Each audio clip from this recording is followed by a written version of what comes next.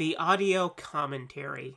It's a dying art form, but here at One Track Mind, I, your wonky yet affable host Ryan Luis Rodriguez, analyze film through the prism of these embryonic forms of podcasting, one audio commentary at a time.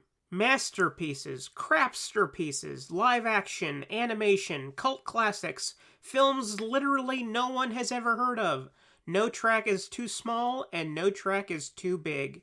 Join me and my guests from the entertainment world as we keep these features alive every other Tuesday.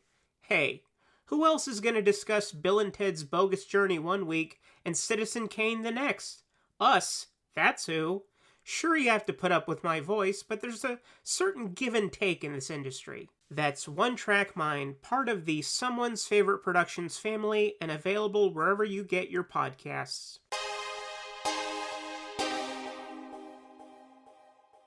Thanks for tuning in to the Marvel Movie Minute. Want to skip those pesky ads and get early access? Become a member at truestory.fm/join and discover all the other great perks that come with it.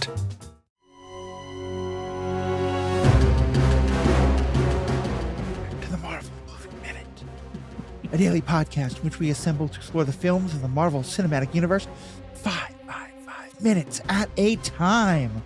In this, our 8th season, we are looking at Thor: The Dark World, or is it looking at us? I'm Matthew Fox. And I'm Pete Wright, and today we're talking about minutes 96 through 100, which begins with a cyclone of red pixels and ends with Thor deciding Jane Foster is Wallace Simpson. Okay. I take it you approve of my description of the end of this? I approve, endorse.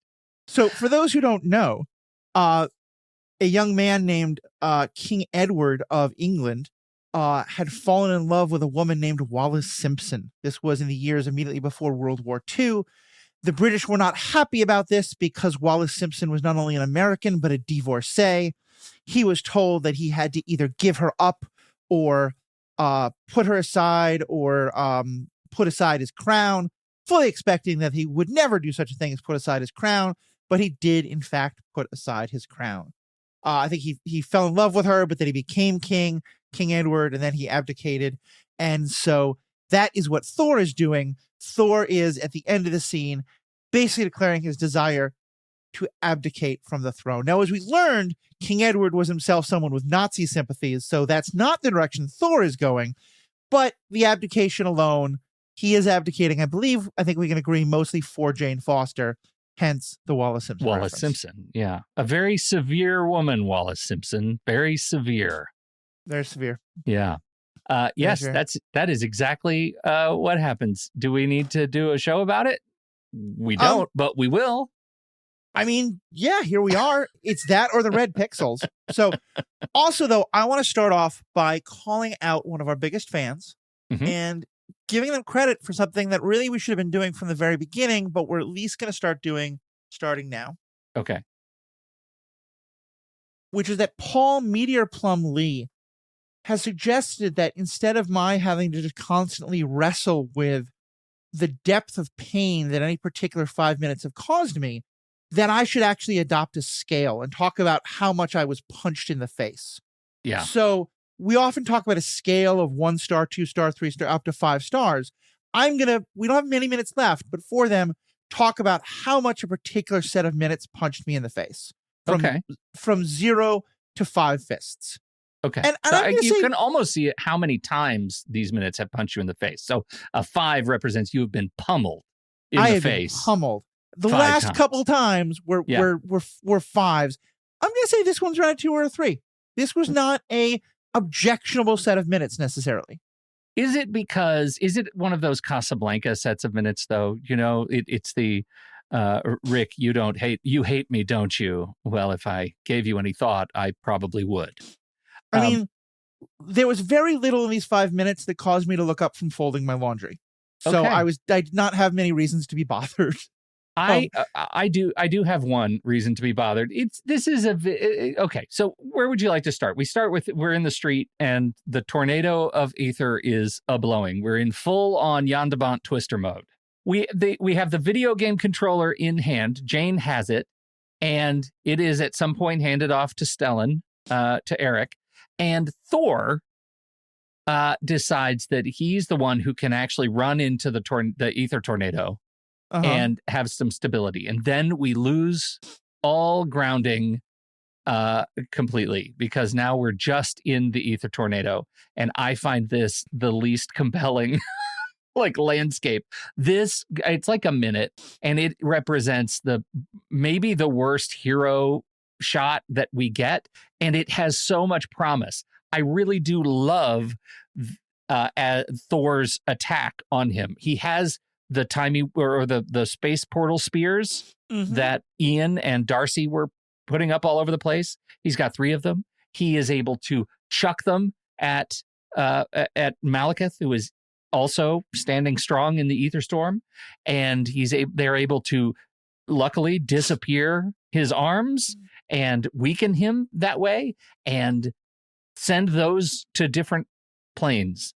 And then Thor calls Mjolnir, has his heroic leap, which you can barely see in the whirlwind of the storm, and then some sort of clash happens, which we're not allowed to see because of pixels. And I find that incredibly disappointing, because the hero moment has such promise, but it's all awash in dark red, and I don't care for it. I think that was a missed opportunity.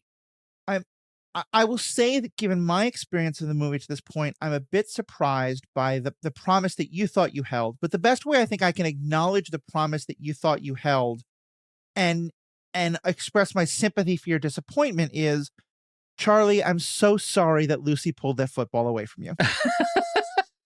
Yeah. No, it's not like I'm lost on that comparison. It's true.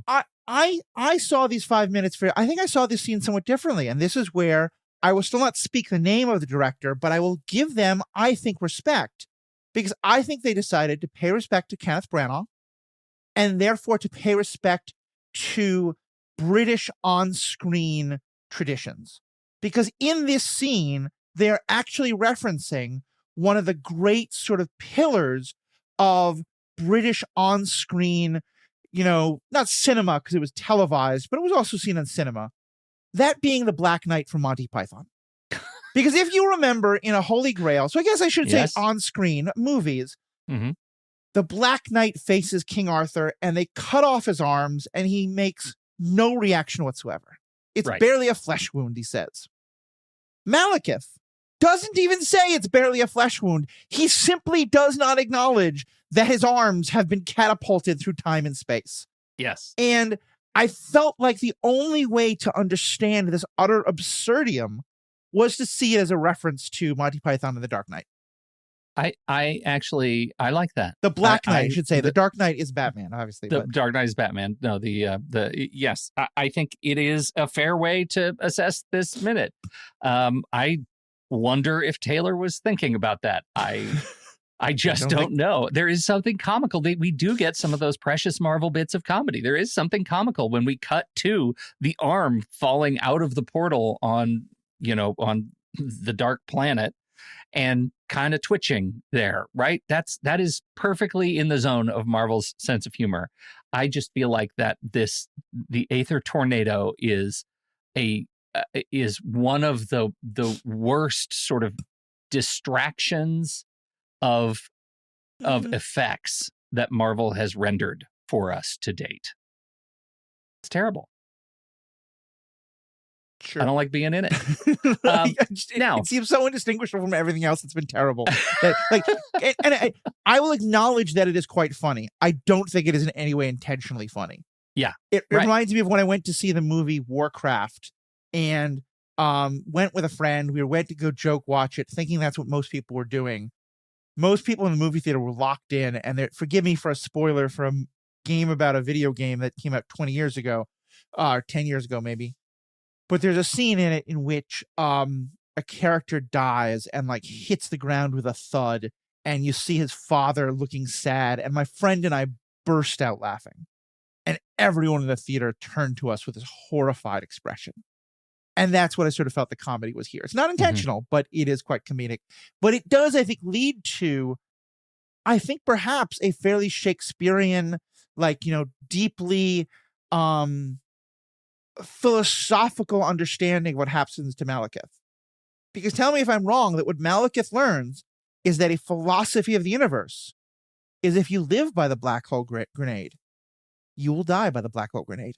That's another fair assessment. That is what happens. I'm not sure that I agree with you that it was not intentionally funny.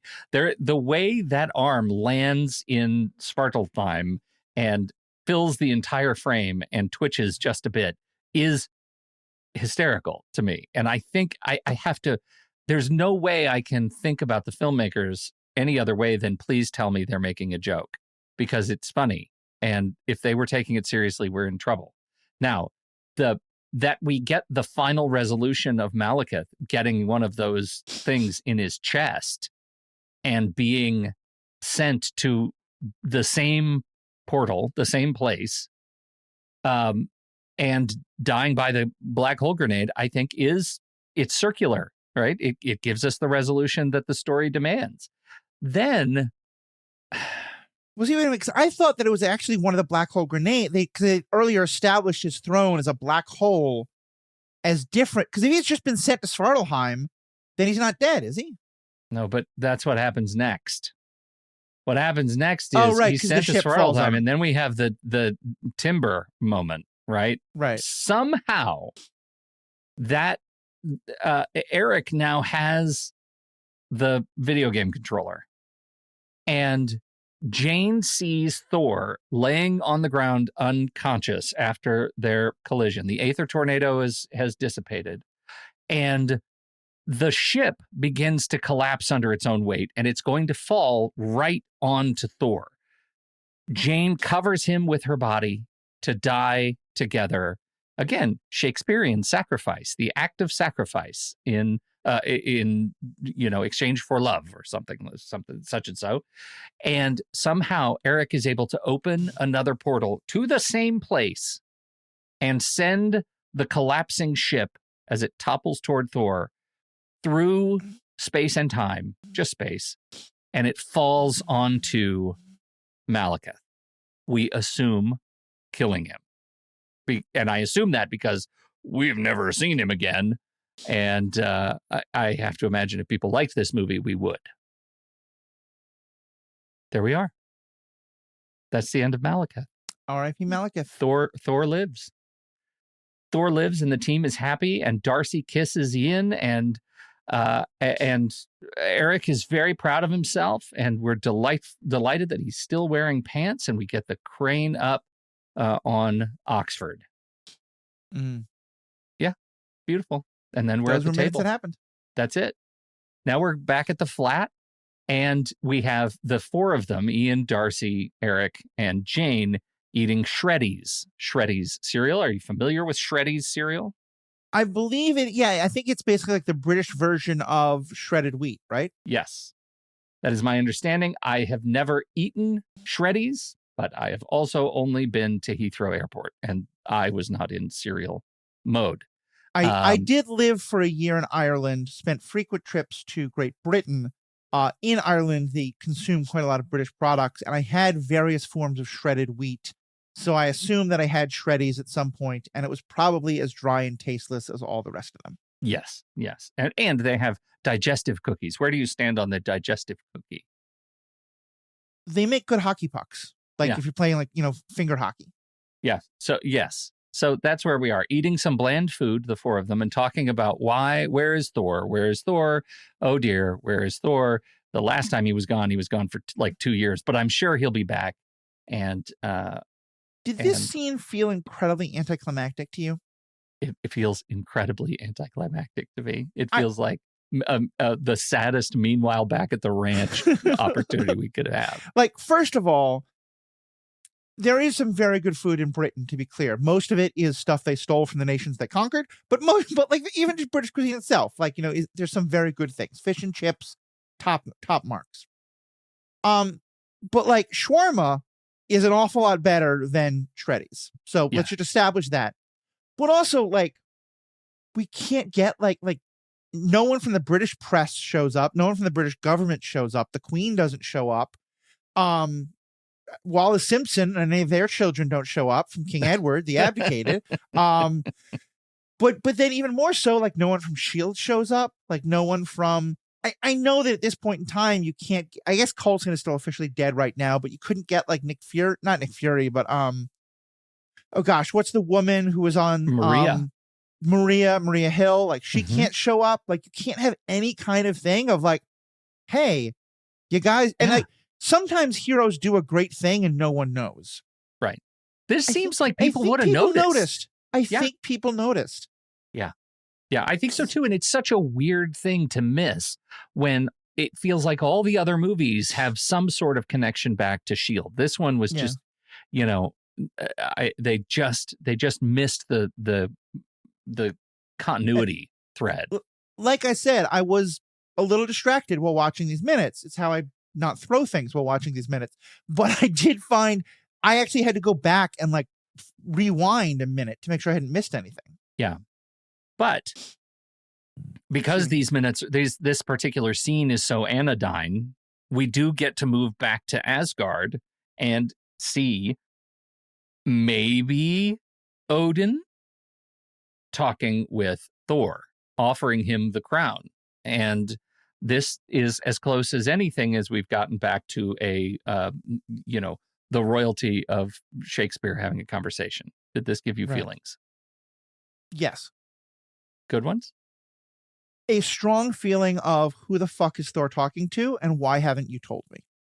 Yeah. Because it fundamentally changes how I see it. Now, granted,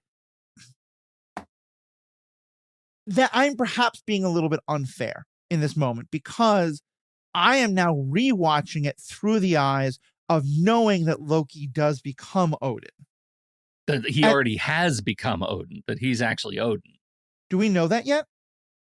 Because that's my point. Is I'm saying that you're at this right. point, No, you're right. I think we don't know that until after the scene. Yeah. Yeah, the first time we're watching this movie, we don't know that Loki is going to become Odin.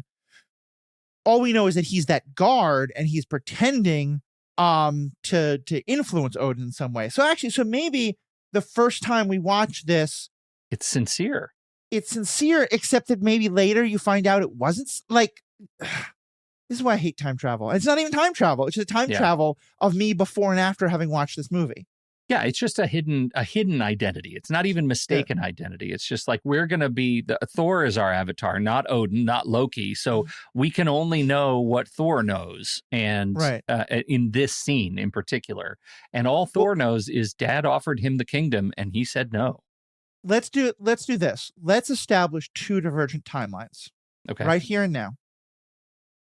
First, we're going to talk about if this is actually Odin and Loki hasn't done the switch yet. And then we're going to talk about the scene as though Loki has done the switch. And if it seems like we're going a little in depth, remember, if we don't do this, we have to talk about the red cyclone again. Okay. So let's assume that it's actually Odin. Okay. This is perhaps,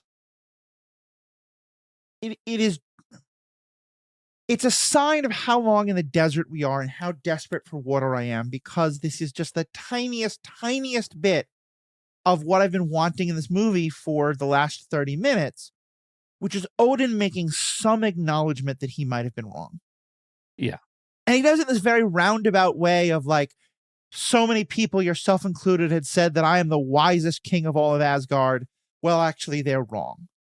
And he then immediately says, because you are the king and you are so wise. And so the fact that he's kind of, it's not that he's saying everyone thought that I'm a 10 of wiseness and actually I'm a 4 because I really fucked up earlier in this movie. Yeah. Is that he's saying I'm a 9.9, but you're a 10. But if you squint, you can maybe understand him saying that I made a mistake. Did you feel gratified that he was acknowledging that he might not be perfect? Did you want more from that? Yeah. Yes, but also acknowledging I don't think I would ever get it, right? Because it's Odin, and Odin has been a jerk almost the entire film that we've seen him. He's been a jerk one way or the other. He dismissed Jane when she actually had something to do with things. He, he was hyper protective of Asgard to his expense. Now, as it happens, we do find out, spoiler, that Loki is this Odin next week, right? It's in the next 5 minutes that reveal Okay. is done. And so we don't have to live in this uncertainty for very long. I mean, that just makes it all the more disappointing then, because it means that we never get any kind of resolution. And part of the reason why I'm harping on this is that in the first Thor movie, and granted, this is very much a trope, but I thought it was a trope that they played too well, of the old wise person who doubted the young brash upstart. Odin admitted he was wrong. Yeah. And he's only sort of, again, because it kind of was like, my test worked, but he also was like, look, you proved me wrong. You showed me that I had more to learn. And then I was wrong about Loki. And so I think it just feels really, I was trying really hard not to talk about the bad directing and writing, but it just feels like it's one more sign where they don't understand their own movie. Because to me, the emotional heart of this movie is Thor going against Odin. And then what's the reconciliation going to be? What's the moment when Odin has to realize he was wrong and that Thor was right? And we never get that either way. We never get that either way, because here the way Odin comes off is as kind of a Thor sycophant, right? That he's wants to lift Thor to the throne, knowing really that Thor is going to say no, because we know he's Loki at this point in our conversation, right? We know that all of the things that this version of air quotes Odin says, all of these things are platitudes, right? He's just celebrating. He's just like blowing up Thor's skirt because of what? Like, because he knows already, because he's playing games with Thor. He knows already that Thor will not take the throne. He knows that he's going to keep it. And all he has to do is keep his identity a secret. He has everything he's ever wanted. Now, this does, I think, lead us back to the conversation we had when we discovered that Loki was the guard talking to the real Odin. And that is that, some of this, dualistically speaking, was not necessarily supposed to be revealed to us at this point, right? And that sort of clumsy reveal that Loki had taken over Odin's identity is, I think, damaging. Like, they didn't hold it quite enough. But I wonder if that would have been even worse if we were to find out only in Ragnarok that for the very first time that Loki had taken over the identity. Arguably, that may have been completely bug nuts to do to us as an audience. It's funny because I really thought of it in these terms before, but because we think of the Thor movies as happening among and amidst the rest of the MCU. But there is a way in which we can see, I think, those first three, it's the Thor trilogy. Mm-hmm. And there are and it's funny, as a Star Wars person, I'm one of the first to acknowledge that the sequel trilogy had a lot of inconsistencies because they had different directors and different writers. Yes. And that's a problem. And I defend the 8th one and don't like the 9th one, and other people feel differently, and that's totally okay. But it wasn't Kathleen Kennedy's fault, by the way, just to be clear.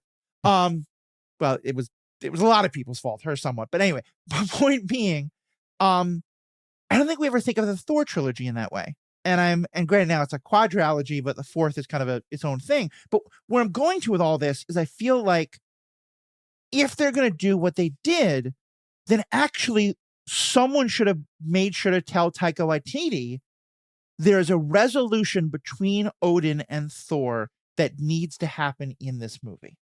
Because we need at the end of Ragnarok to have a better understanding of, why did Odin go to Earth? Was it by his choice? Did Loki force him?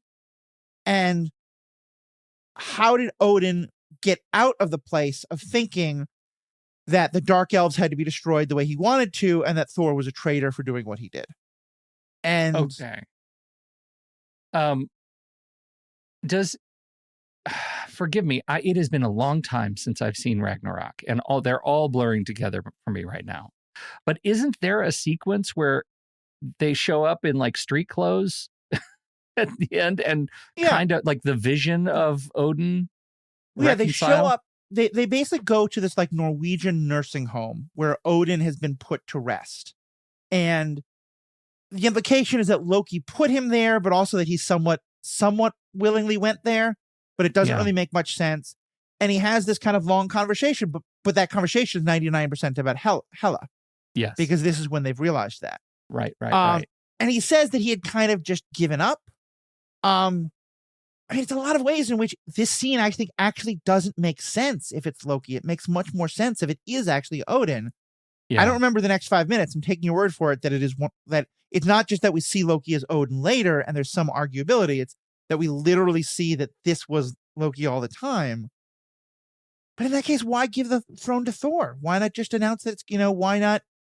Well, to the degree the degree that to which that works is the degree to which you believe that that Loki is convinced Thor will not take the throne from Odin. He is 100% confident that Thor is too noble and to actually take that he knows his place and he would not take it. And what have we seen to lead us to that conclusion? What has Loki seen? Great question. I don't nothing whatsoever. I don't feel like much. I feel like we could go back to the beginning of this movie and there are some wandering kind of slow motion moments of Thor walking through festivity that feels heavy. There's that conversation that they have on the balcony over the soldiers fighting with lightsabers and things that feels heavy, but is that Loki is not present for any of that. We are, so we know it, and maybe that's the shorthand. Maybe it's we're filling in the blanks between these characters because the audience is already in on the gambit. But no, I think Loki has no reason to believe that, or thin reason to believe that. I think you're right that it's definitely one of those things where this reveal got added later and they just didn't think about how it changed things, because I think this scene fundamentally does not work if it is Loki already. It makes sense as Odin, and it's frustrating that it doesn't give more of an apology, but it sort of is clear why he would do it that way. But I just don't think it works. And I acknowledge that it is Loki, and I just think that's like you said, they probably wrote it and then they were told they had to put it in, and they just didn't kind of like take the time to figure out, wait, this scene needs to be changed dramatically. Yeah. It's interesting because it makes me, I'm excited to get to Ragnarok because I like the film very much. Certainly a lot more than this one. But that reconciliation is, if I remember it right, to your point, it's not the right reconciliation that answers the questions of this movie. It answers other questions. And I guess it furthers Thor toward his final kind of evolution, his final identity, accepting who he is now once his father can let go. But we never get that where it counts, which is right here. Well, and I think part of that is that, as again, because I said this is not a traditional trilogy, it's a trilogy in the midst of this much larger series of movies. And by the time you get to Ragnarok, Thor the Dark World is universally panned as one of the worst of the MCU movies. It's not one that we're thinking about a lot. At Paul Lee, the person I mentioned earlier, had pointed out also in the chat that you and I completely forgot about the fact that in Avengers Endgame, they go back in time. One of the things they do is to go back and try to get the Aether out of Jane. And there's a whole other thing that kind of tries to rescue this plot line that we totally forgot about. Because I think when we're watching Endgame, we're not thinking about Thor the Dark World much. Right. And so I imagine there was a decision made of, look, there's this kind of dangling plot point from Thor the Dark World, but do we really want to make a movie where everyone has to go back and rewatch our worst movie in order to make it make sense? No, let's just do something else. And I think for the sake of Ragnarok, that totally makes sense. But it's one more way of leaving this dangling for the next Thor movie to cover. It is a mistake. Yeah. That, as they say, is that. And it leaves us with the final note of Thor's, which is, I'd rather be a good man than a great king. A good man than a great king. And that, blessedly for our purposes, is where the minute ends. Not on a break, not in the middle of a sentence. We actually get the whole line, and it's lovely. I like it. Why? because I do think that in spite of us knowing the duplicitousness on rewatch of Loki, that he's not really talking to Loki, or Right. to Odin, he's talking to Loki. I do think Thor is sincere.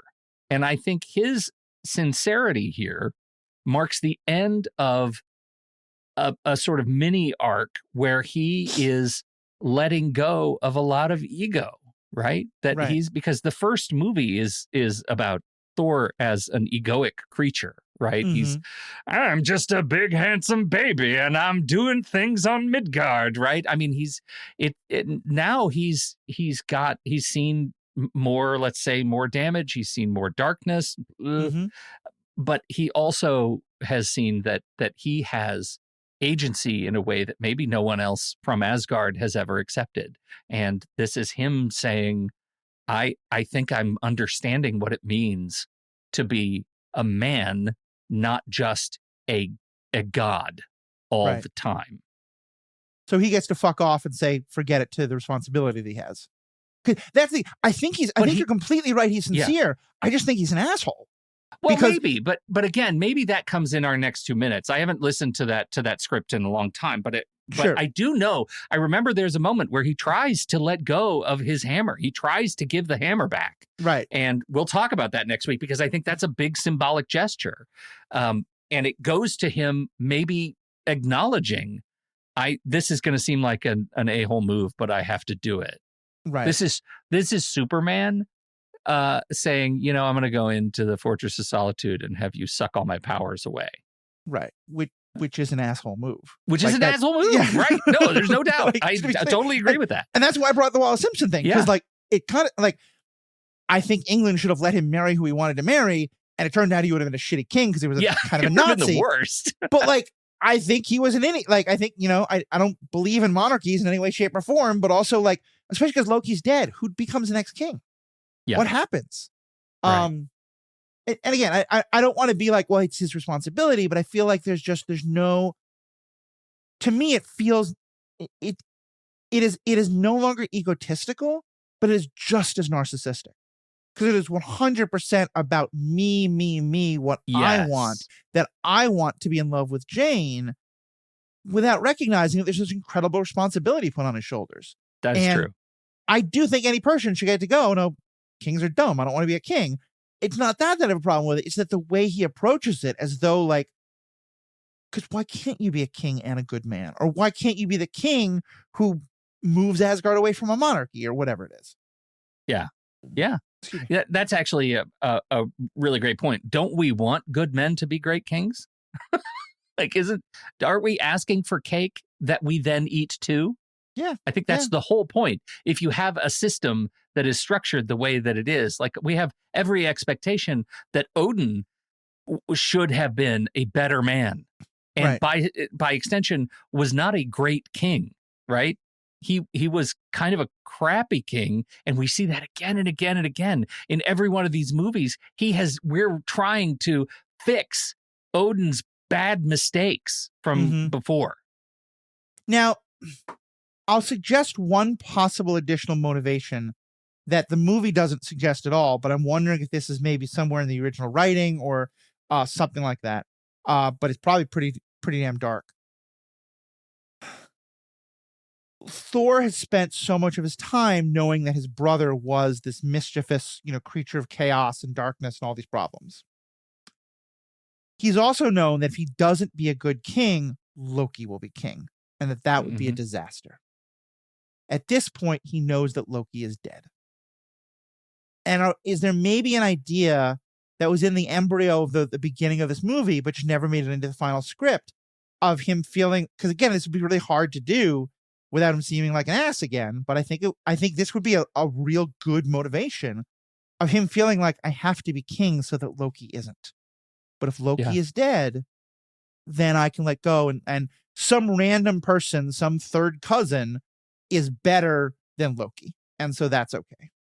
I actually don't have a problem with that at all. And I don't necessarily think that that's not part of the seeds of their relationship of the film. I mean, they don't say it explicitly, but it's certainly, all evidence seems to lead to that as one possible motivator. I mean, That in the makes first sense to movie, me. I think it's kind of there. I think he's Yeah. like, look, Loki's going to be terrible. Yeah, he's going to be terrible. And now we just saw him die like 20 minutes ago. Right. It's okay. Now we can move on with our lives. Yeah. Joke's on you, you know? I wish for this purpose we'd established like who was next in line of succession.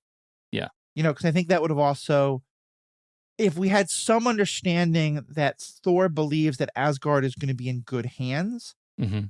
that makes the scene a lot easier to take. No, I get that point. Yeah, from a position of character economy, who is it, right? Is it one of the Warriors 3? Is it Heimdall? Right. Yeah. Right? Who's left? It'd be hard. Yeah. Well, that's where we are. And we're racing toward the end of this movie. We've decided we have 3 minutes left or 3 sessions left, 15 minutes.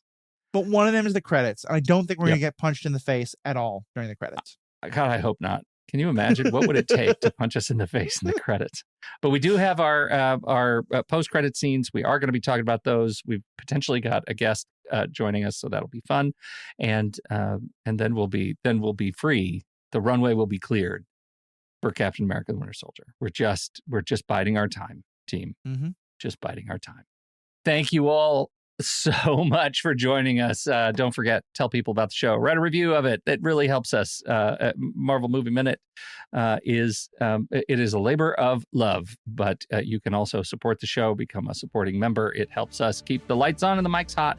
We sure appreciate you, and we will see you next time. Courage.